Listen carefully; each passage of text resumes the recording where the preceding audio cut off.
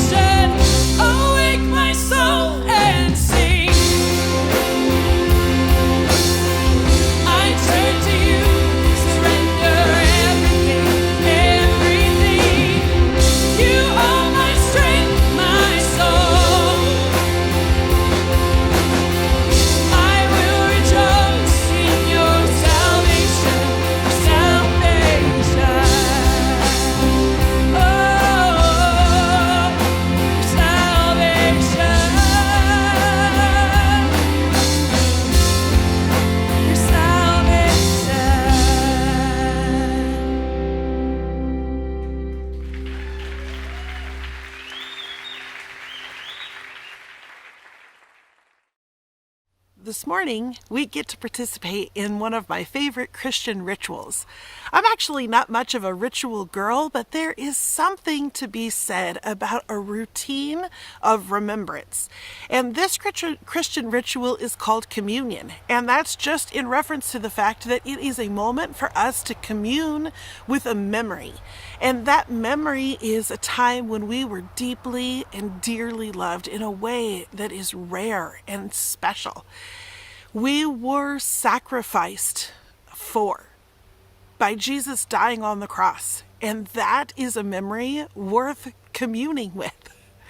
I heard a talk recently by Rory Vader where he said the depth of your peace is directly proportional to the term of your perspective.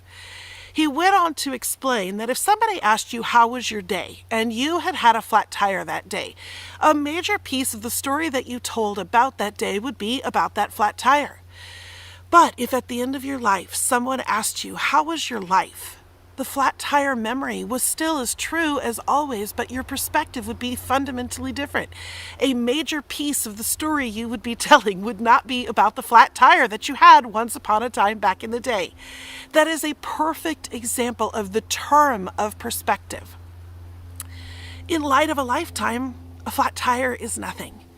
In light of eternity, our problems, our burdens, our obstacles, the weight that we carry that threatens our peace, it's nothing.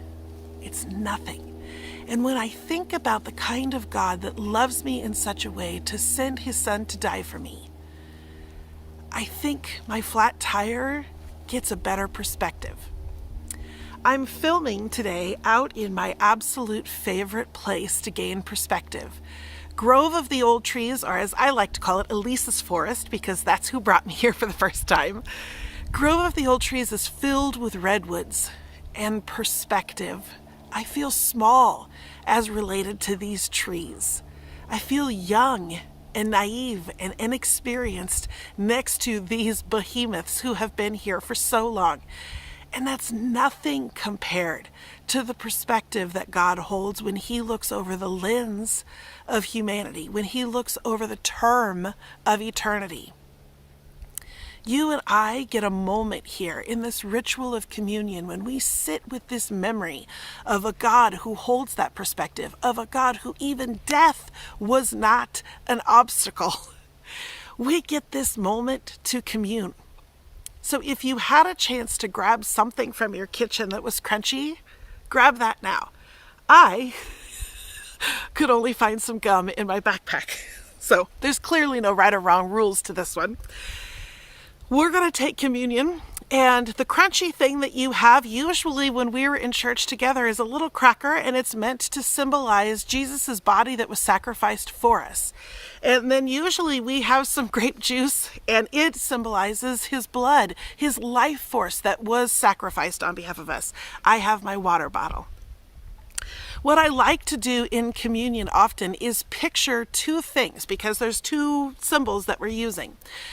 I take this time to remember and gain perspective around what God does in my life. And so when I chew the crunchy thing, I think about the walls between God and I breaking down. As my teeth crunches into this crunchy thing, I think about God melting my defenses and me giving him permission to connect with me, to commune. And then when I've had that moment where the walls are down and I actually want to connect with him, I love to drink the juice, or in this case, I'm going to be drinking some water, and picture his spirit just pouring over me and filling in the cracks and washing away the gunk. I don't know what you would like to spend your communing moment doing today, but let's take just a moment to actually connect, to acknowledge, and to experience the presence of God.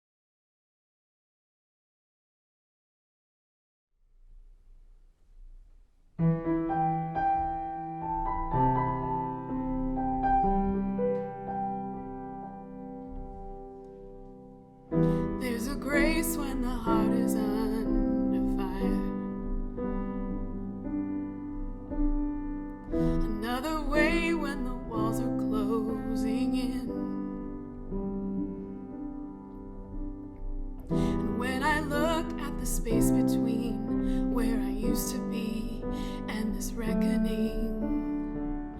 I know I will never be alone.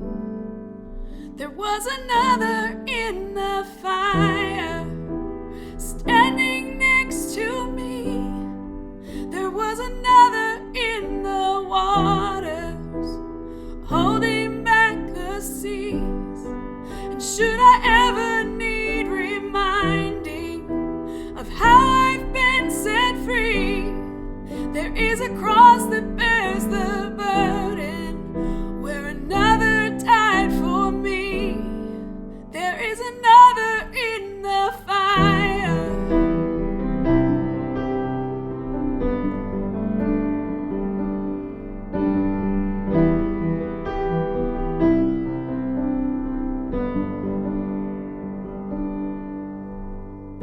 All my dead left for dead beneath the waters. I'm no longer a slave to my sin anymore. And should I fall in the space between what remains of me and this reckoning, either way I won't bow to the things of this world. And I know I will never be alone. There is another in the fire, standing next to me. There is another in the waters, holding back the seas. And should I ever need reminding, a power set me free. There is a grave that holds nobody. Now that power lives in me. There is another in the fire. There is another in the fire. Oh, there is another in the fire. Oh, and I can see the light in the darkness as the darkness bows to him. I can hear the roar of the heavens as the space between wears thin. I can feel the ground shake beneath us as the prison walls cave in. Nothing stands between us. Nothing stands between us.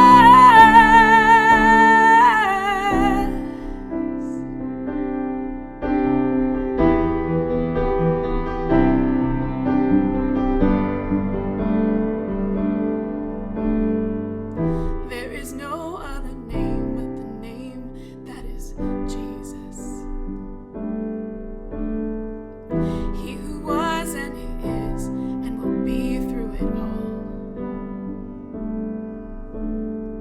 So come what may in the space between all the things unseen in this reckoning, I know I will never be alone.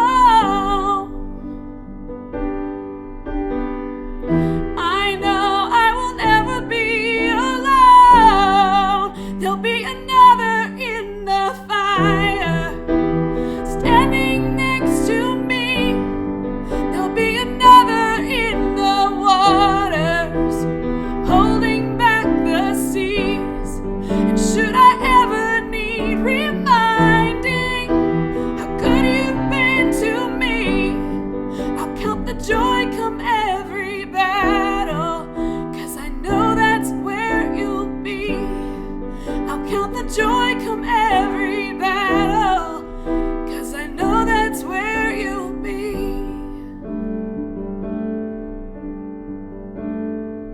I'll count the joy come every battle, 'cause I know that's where you'll be.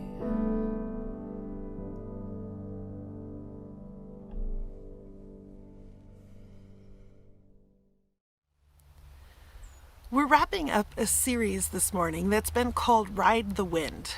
And the basic concept is life can either be a roller coaster or an adventure. And I guess depending on how you see roller coasters, they could be one and the same.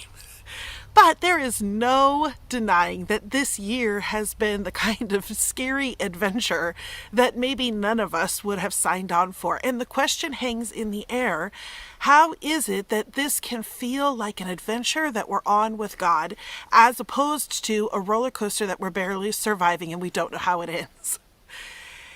And all the way through, we've talked about the power of relationships, or the power of good teaching to help us grow our faith during these times, or how God can use circumstances actually to grow our faith, and that nothing is wasted, and He is the God of redemption, that He could take something that is hideous and turn it into something that is beautiful. He's like the ultimate phoenix.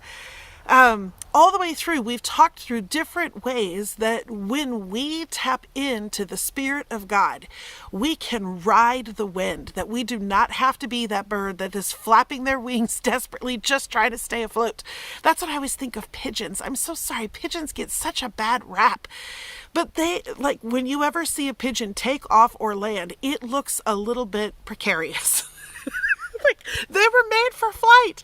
I feel like a pigeon most of the time. But the other day, I got the opportunity to just lay back on a blanket and look at the sky. And while I was watching the sky, I think they were vultures, unfortunately, were just riding the wind effortlessly. And I think, gosh, God, is that possible? Is it possible that if I find a way to tap into His Spirit, this part of God that lives in me and is with me all of the time, could I ride the wind like that? Could I be at peace? Could tumultuous things be happening around me and I am at rest, riding the wind? Today we're going to talk about one particular thing that I think to my bones, could help us ride the wind. So the obvious thing is, if the wind is the Spirit of God, then us tapping into the Spirit of God would be our best path for riding the wind. So today what we're going to talk about is the rhythms of connecting with God. And there's all kinds of ways to do this. And the last thing I want to do today is to add a burden to your plate. The last thing I want you to hear me say is, I know this year is hard, but pull up your bootstraps and find a way to be more spiritual. Like, Jiminy, turn the camera off right now, if that's what our message is. But I am going to suggest an idea. And I'm going to suggest an idea because I, to my bones, believe that this is one of the best ways for us to ride the wind, specifically in 2020.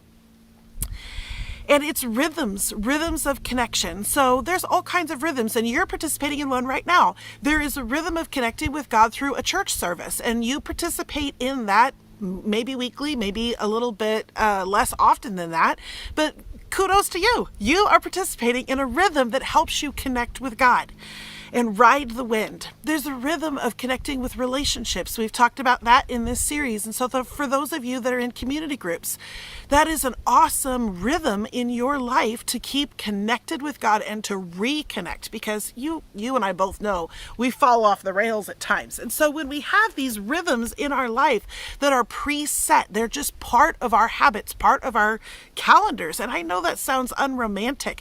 I know we all have visions of just feeling connected with God at all times. But it's work. Like any relationship, it's work. And it doesn't have to be work all the time. Today, like I mentioned, I'm out in one of my favorite spots on the planet. Whenever I come out here, it does not feel like work to connect to God. It just feels like my spirit is where it belongs. And I can sense God's presence more clearly. I'll admit the reason why that's the case is because I have a rhythm of coming to this place and seeking out the Spirit of God. That's why there's a habit in my spirit. It's like this well-worn path back to a place that I love. That is the power of rhythms. So if you come to the church service on Sunday mornings regularly, that becomes easier and easier to carve into your calendar. If you sign up for a community group and you begin to make friends there, that rhythm becomes no longer, yes, it's on your calendar, but no longer an obligatory habit that you're beginning to try to infuse into your life. It becomes a thing that you thirst for throughout the week, and that rhythm fuels you. It doesn't take from us, even though it goes on our calendar, even though it's a thing that we always have to invest/sacrifice for. These rhythms can be things that are life-giving.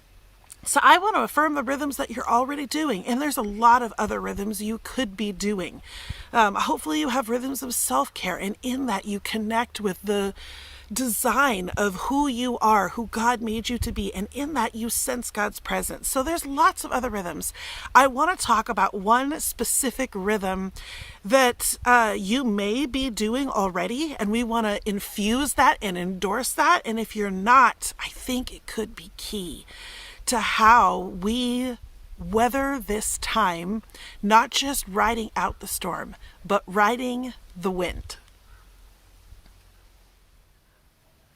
Before we talk about the specific rhythm that I hope you will consider investing in, or if you already invest in this rhythm, that you will invigorate it in this season. Before we talk about that rhythm, can we just pull over to the side of the proverbial road and talk about a philosophy of Jesus's that never made a lick of sense to me until COVID? There's silver linings everywhere.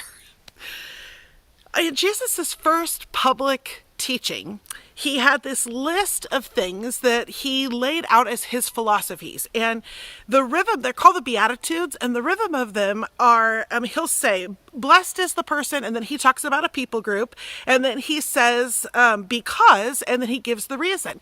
And all of them are counterintuitive. Every single one of these philosophies is foreign to what we would consider just logic. But there's one in particular that this season has been like, oh, Jesus, that's what you were talking about. So you could find this set of philosophies in Matthew, the book of Matthew, chapter 5. And Matthew 5:3 says, blessed are the poor in spirit, for theirs is the kingdom of heaven. So blessed are people who are poor in spirit. I don't know what that translates to in the original Greek or in the original language that Jesus was speaking, but in English, it's not great. And then on top of it, he goes on to say that people who are poor in spirit, they get to experience the kingdom of heaven, which again, maybe Jesus has this picture of the kingdom that I don't have. He definitely does. He definitely does. But even just the little bit that I can grasp, a kingdom is a place of security and abundance and privilege. And those two concepts put together, blessed are people who are poor in spirit because they get to experience the kingdom of heaven, has just not made any sense to me until this difficult season. What I've come to understand is I have been poor in spirit in a way I have heretofore never experienced. What I have learned is that when we're poor in spirit, it strips away the act. It pulls down the mask. And the truth is, I try to live my life authentically all of the time. The problem is sometimes I'm deluding myself, that I like to think I have it all under control. I like to think, we got this. This is going okay. I like to think that my self-reliance is sufficient.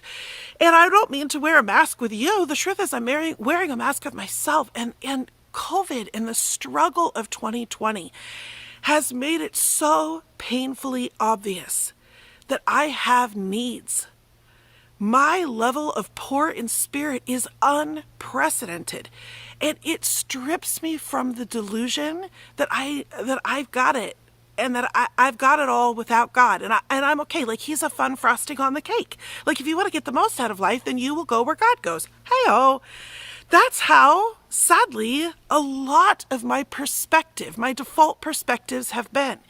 And this year, in all of its pain and all of its struggle, I heard somebody say last week, we struggle our way to wisdom.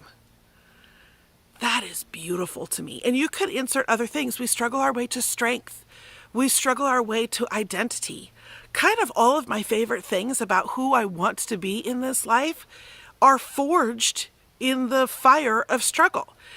This fire of struggle, this struggle, it doesn't have to always end up in wisdom. It doesn't have to always end up riding the wind. Just because we're struggling does not guarantee that we learn to ride the wind, that we learn to tap into God's Spirit.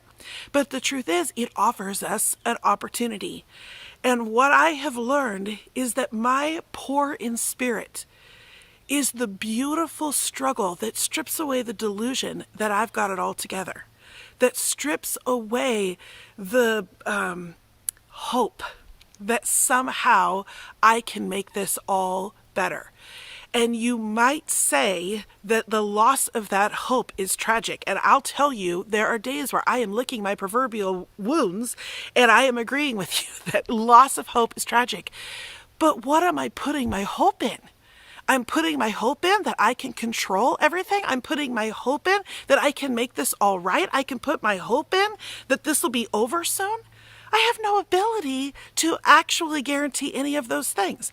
Now, I get it. Listen, I don't actually have a whole lot of judgment for myself as I struggle through this, and I have zero judgment for you if you're struggling through this.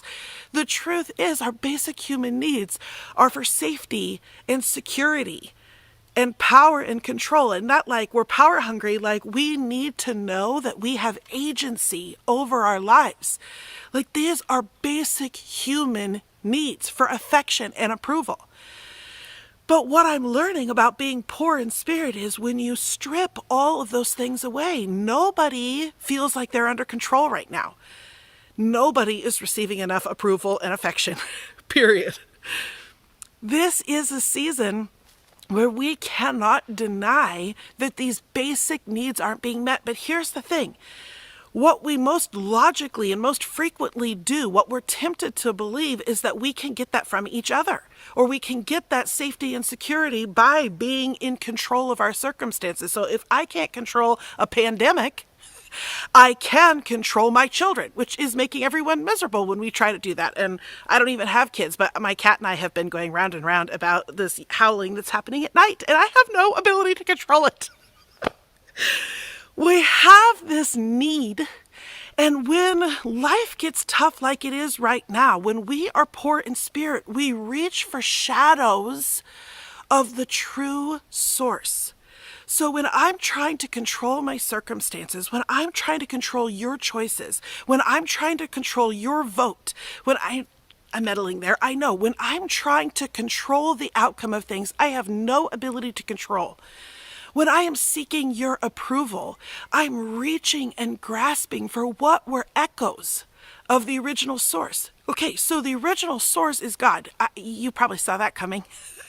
The original source is God, and he sends us other things to help us along. So yes, he endorses me, shows me affection, gives me his approval through his own words in the Bible. Our times when we are connecting and I am riding the wind, but he also does it through you.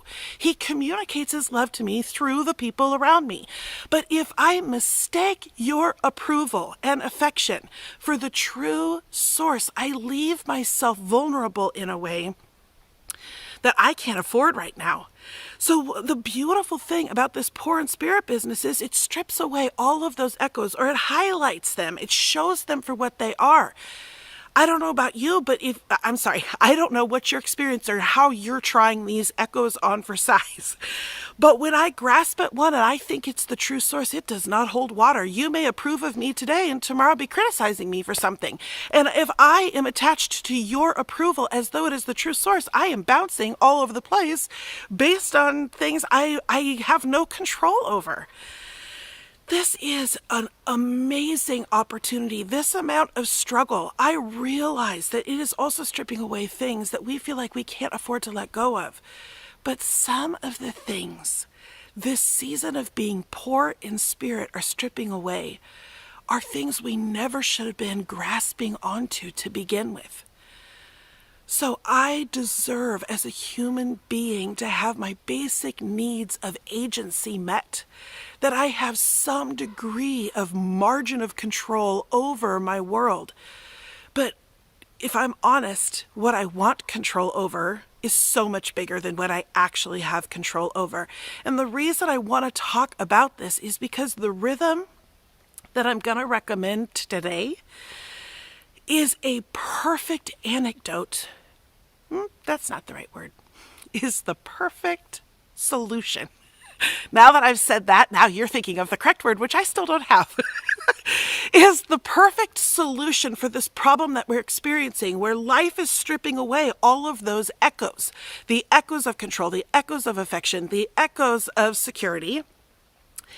Life is stripping those away, and we're not sure what to put in its place. But what we always were meant to put in its place was a direct connection to the source of security, the source of power and control in all the best ways, the source of approval and affection. So blessed are you if you find yourself poor in spirit, because the kingdom of heaven includes direct access to the source of all the things that you need. Yeah. So let's just take a little bit of time and actually connect in. Let's not just theoretically talk about it. Let's take a little time to settle in and to connect with that source right now.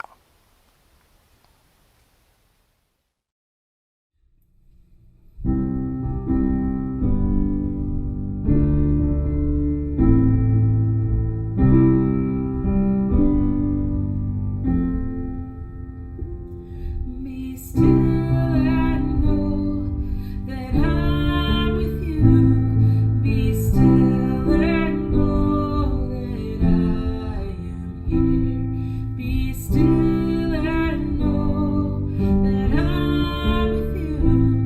Be still and know. When darkness comes upon you and covers you with fear and shame, be still and know that I'm with you, and I will say your name.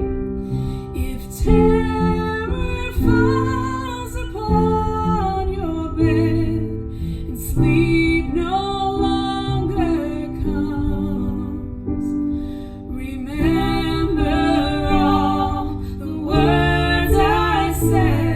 Be still and know. When you go through the valley and shadow comes down from the hill, if morning never comes to be still, be still, be still. If you forget the way to go and lose where you came from, if no one is standing beside you, be still and know I am.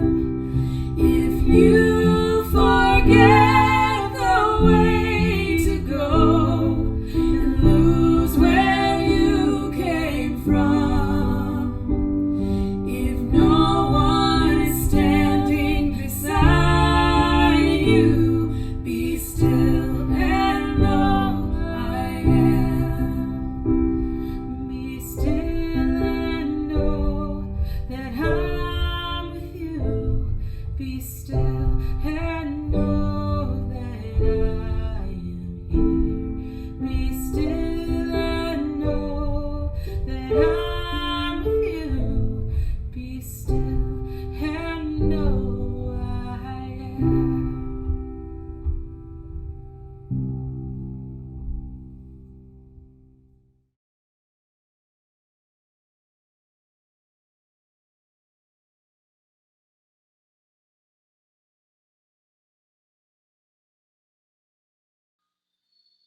Let's imagine you're out for a stroll, and on your back you carry a pack. It's uncomfortably heavy. It carries your cares.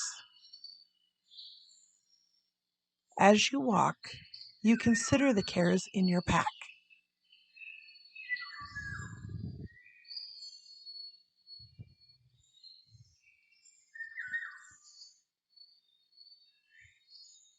on your left. Jesus is with you. He asks, "Can I carry something for you?"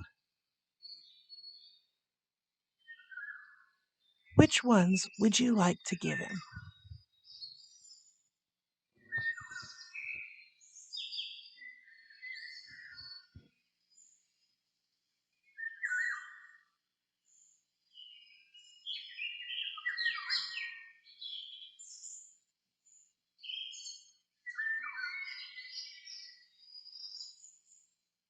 Is there any care you're holding on to?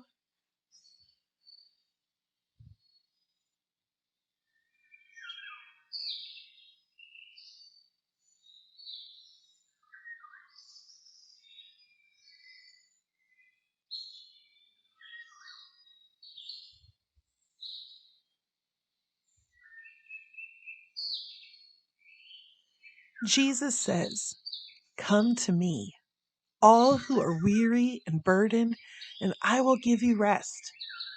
Take my yoke upon you and learn from me, for I'm gentle and humble in heart, and you will find rest for your soul.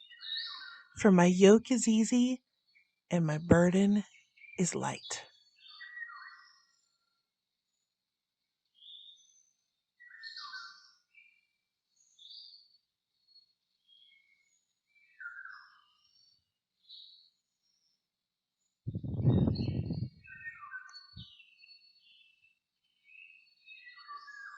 In other words,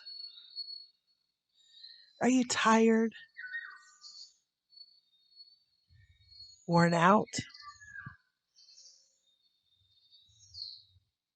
burned out on religion? Come to me. Get away with me and you'll recover your life. I'll show you how to take a real rest. Walk with me and work with me. Watch how I do it. Learn the unforced rhythms of grace.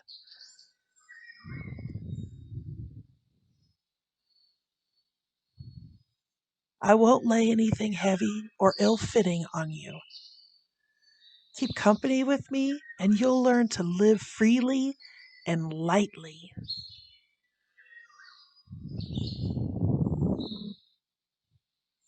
Amen, Jesus.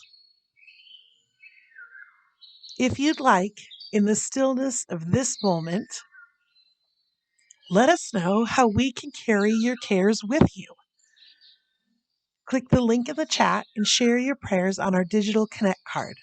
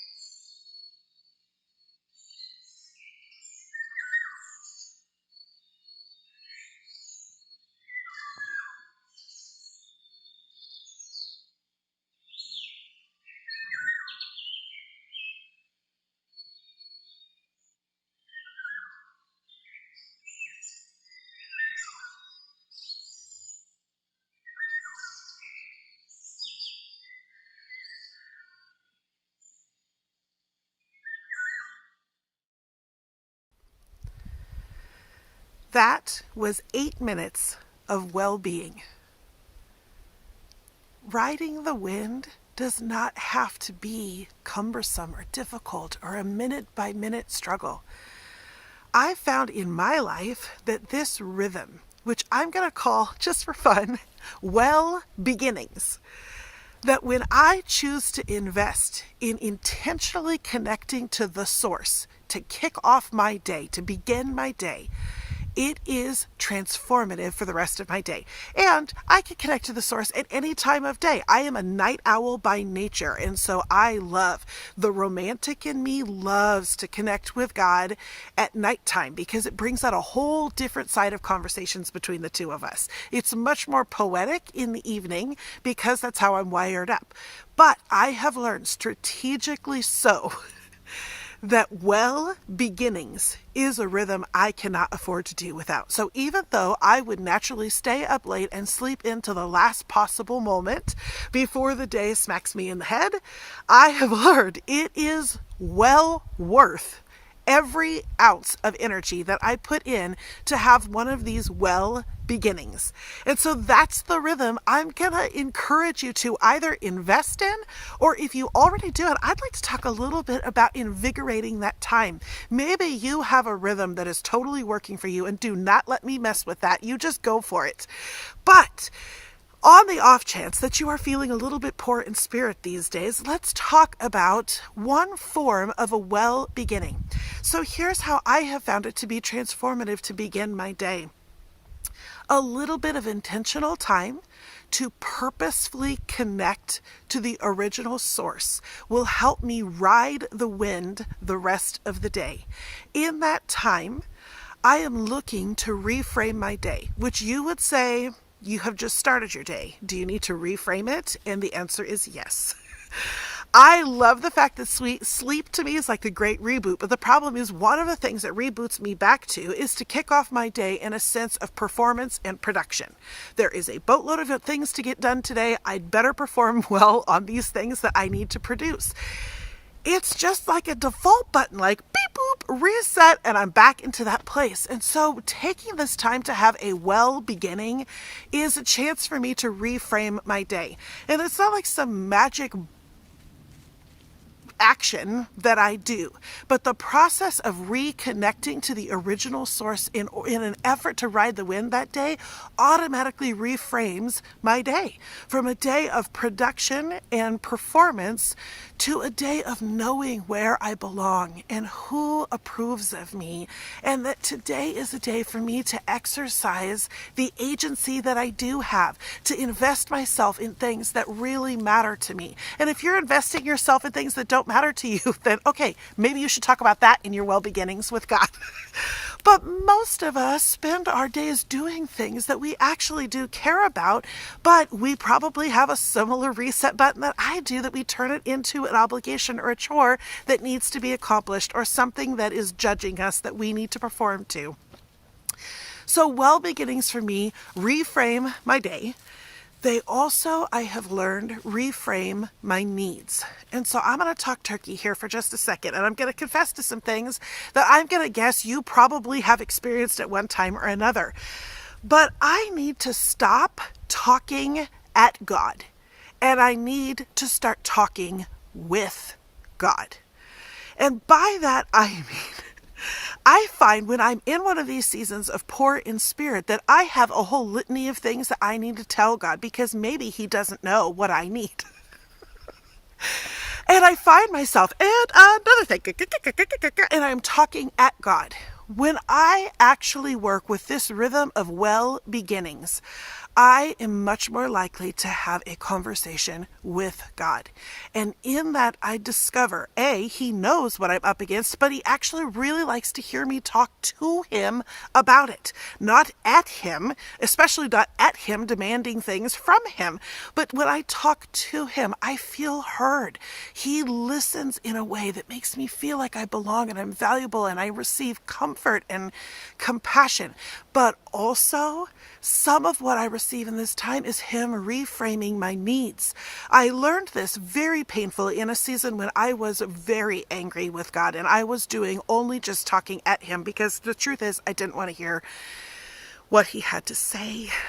But when I got done being that angry and I could actually have a conversation with him, one of the things that I realized is throughout that season of anger, I had just been telling God what I needed, which at the time, what I thought I needed was protection and security of the type that is like, please take my problems away. When I got all done and we had a conversation, he reframed, hey, if you had wanted to talk with me, what we would have talked about was this opportunity here for you to learn a new side of yourself, and that you actually, sister, did not need protection. What you needed was courage. What you needed was my endorsement, but you were so mad at me, you couldn't even hear my endorsement. And the truth is, I didn't actually care about his endorsement at the time. But I find that these conversations with God, where I am not talking at him, I am talking with him, gives him an opportunity to reframe my needs. And I find myself no longer just praying for the things that are obvious, because let's just be honest for a second. For me to tell God what I need is to presume that I know best what I need. And I'm sorry, if you've lived even a very short amount of time, you have discovered we can be off on what our demands and our needs are. It's an arrogance that I just really don't like on me anymore. And so I find these well beginnings are an opportunity for me to have a conversation with God, where we talk about what I think I need, but I'm open to having my needs be reframed. I find one of the ramifications of this is that I stop trying to produce control via prayer. So I am in a poor in spirit season. I am desiring to have more control than I do, but the truth is the things I want control over, I have no agency over. I can't actually control that, but I want that, and so I'm using my prayers to control my environment. And then I'm disappointed in God for not giving me what I never should have asked for to begin with. So these well beginnings are an opportunity to reframe my day, and I find that they also reframe my needs. So you may at this point be like, yes, please. Can I please have a well beginning? That sounds like a wonderful addition to my life, especially if it comes in 15-minute increments. And yet you may not yet know how to do that. So I have good news for you. A buddy of mine, bless her heart, Gail Butler, this is a shout out to my friend. We have been working on a little passel of resources. So if you would like to, in the chat today, there will be a button for you to click on to join a distribution list, and we will send you, for the next 30 days, we will send you a well beginnings prompt, a little 15 to 30 minute exercise that you can do, similar to the visualization that we did today. Not all that creative. Sometimes they're just a prompt of a conversation for you to have with God. They are a whole litany of different kinds of ways to connect to the original source, no matter what your personality is, no matter how confident you are in prayer. I've been around the block a few times with prayer, and I find these things to be super life-giving. But I have done some of these exercises with people who are brand new to prayer, and you do not need any prayer experience to do this type of connection, this type of conversation.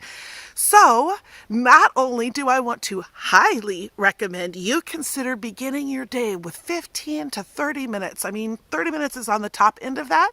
Start with 8. We did 8 today. Start with what you can do and just see if perhaps the rhythm of well beginnings might help you ride the wind in the days to come. What a wonderful way to start November. Thank you so much, Angela, for that message. Well beginnings. Taking that 15-minute chunk of time, the intentional time to spend with God, to help us ride the wind for the rest of the day. I, for one, am going to definitely look forward to giving those a try, and I know I need it more than ever. So we're almost done with our message, with our service rather. We have just a couple announcements. So hang in there, and there's even something fun at the end. So here's Ron and then Joel. Hi, Ron here with a news flash about Thanksgiving. Yes, I know you've already figured out it's around the corner, but it's also a time when we do a very special project at New Life and have for the last 16 years. We've called it our 2-ton turkey challenge.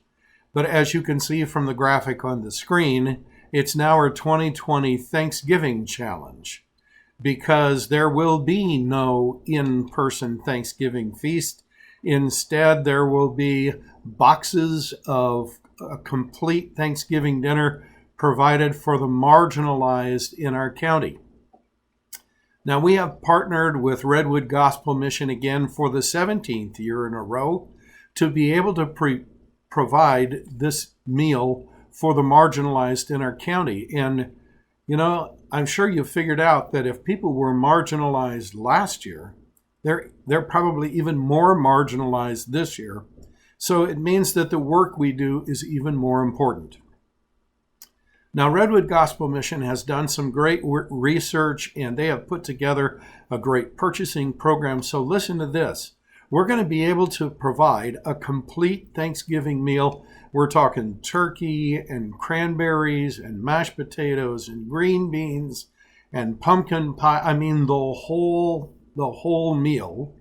We're going to be able to provide for a family of 5 for $9.35. That's incredible.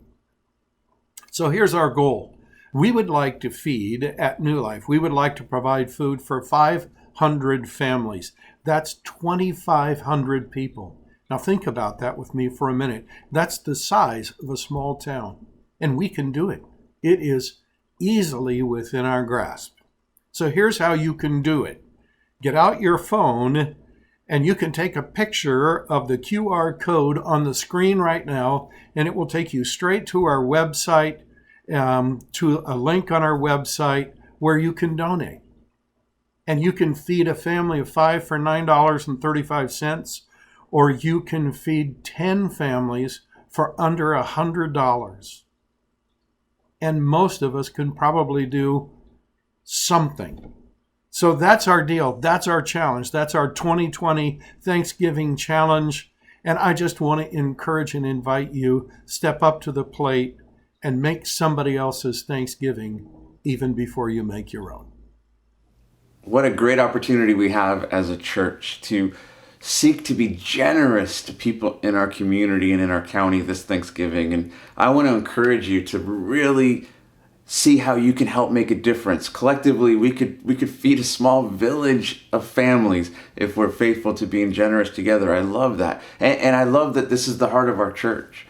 You know, for the last several weeks, I've been sharing with you about our own budget need as a church as we're navigating COVID and all the realities, while still trying to hold on to our building so that we're ready to go as soon as we're able to get back in there. And it would just be really easy for us to say, you know what, in this time, budget's tight, we're going to just focus on ourselves. We're not going to try and worry about anyone else. And you know, I love that that's not the heart of our church, that we're going to trust that God is going to provide for us and provide for what we need while we still look to be generous and look for opportunities to help other people. And so I want to encourage you to be generous on both fronts. Be generous in this Thanksgiving opportunity that we have together as a church, and be generous in your giving to the work of our church, to New Life. And so I just want to say thank you to everyone who has been faithfully supporting the work and ministry of our church over the course of this entire year. And as we've been sharing this news, it's been so encouraging to see some of you responding in this time, some of you giving for the first time or increasing your giving as God has put it on your heart to do so. And so I just want to encourage us to continue looking to God to guide us in our giving. And if we're all faithful to do that together, we'll have everything we need as a church as we go through this season, and we'll be ready to come back in full swing together as a church as we navigate COVID together. And so there's a couple of ways that you can give. One will be right here if you're watching the service during our Sunday morning live experience, and that'll be in the chat space. There's a link there that'll take you to our giving page. You can also go to our website, newlifepetaluma.com, and follow the links there for giving. That's a great way to give and support the work of our church. And so I just want to say thank you for the continued generosity, and we're going to make it through this together as we all play our part. So I'm going to hand it back to Sarah, and we're going to wrap up our service. All right, thanks Ron and Joel. We have a little bit of a bonus coming up for you, so you might want to get up off your seat and be ready to dance. This is Love by We Are Messengers, and it's just a dose of happiness as we close our service this morning. Bye, have a great week, and we'll see you next week.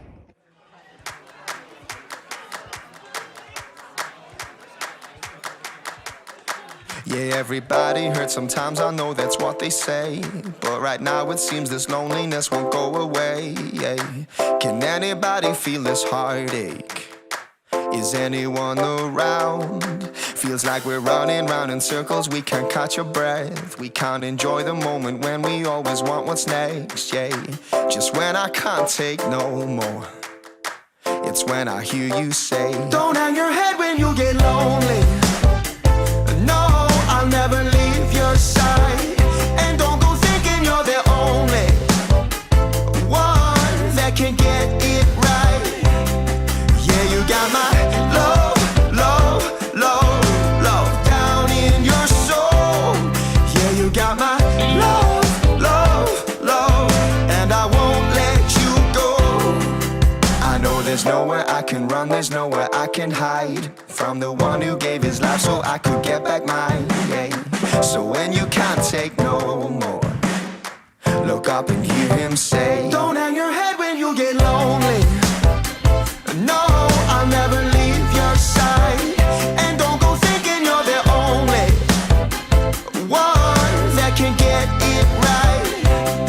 Yeah, you got my love, love, love, love down in your soul. Yeah, you got my love, love, love, and I won't let you go. Your mercy is new every morning. Your grace sustains all of my life. You are the one that I run to.